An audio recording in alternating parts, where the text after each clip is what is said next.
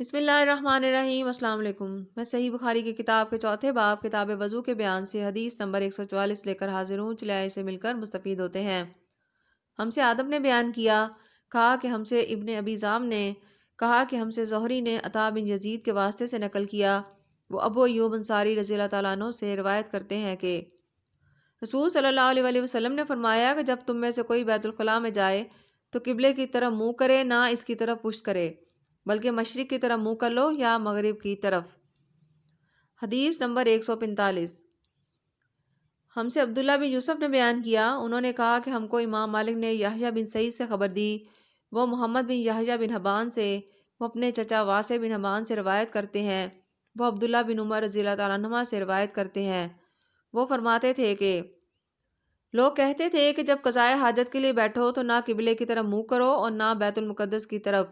یہ سن کر عبداللہ بن عمر رضی اللہ تعالیٰ عنہما نے فرمایا کہ ایک دن میں اپنے گھر کی چھت پر چڑھا تو میں نے نبی کریم صلی اللہ علیہ وآلہ وسلم کو دیکھا کہ آپ بیت المقدس کی طرف منہ کر کے 2 اینٹوں پر قضائے حاجت کے لیے بیٹھے ہیں۔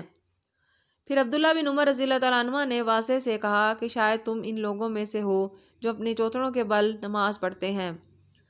تب میں نے کہا اللہ کی قسم میں نہیں جانتا کہ آپ کا کیا مطلب ہے۔ امام مالک رحمۃ اللہ نے کہا کہ عبداللہ بن عمر رضی اللہ تعالیٰ عنہما نے اس سے وہ شخص مراد دیا جو نماز میں زمین سے اونچا نہ رہے، سجدے میں زمین سے چمٹ جائے۔ حدیث نمبر 146۔ ہم سے یحییٰ بن وکیع نے بیان کیا، انہوں نے کہا کہ ہم سے لیث نے بیان کیا، ان سے عقیل نے ابن شہاب کے واسطے سے نقل کیا،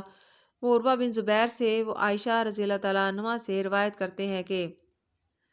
رسول صلی اللہ علیہ وآلہ وسلم کی بیویاں رات میں مناسا کی طرف قضائے حاجت کے لیے جاتی، اور مناسا ایک کھلا میدان ہے،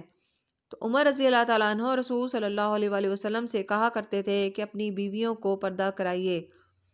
مگر رسول صلی اللہ علیہ وآلہ وسلم نے اس پر عمل نہیں کیا۔ ایک روز رات کو عشاء کے وقت سودا بن زمعہ رضی اللہ تعالیٰ عنہ رسول صلی اللہ علیہ وآلہ وسلم کی اہلیہ جو دراز کا دورہ تھی باہر گئیں، عمر رضی اللہ تعالیٰ عنہ نے انہیں آواز دی اور کہا ہم نے تمہیں پہچان لیا،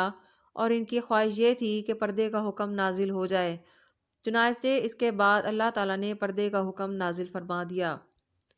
جزاک اللہ۔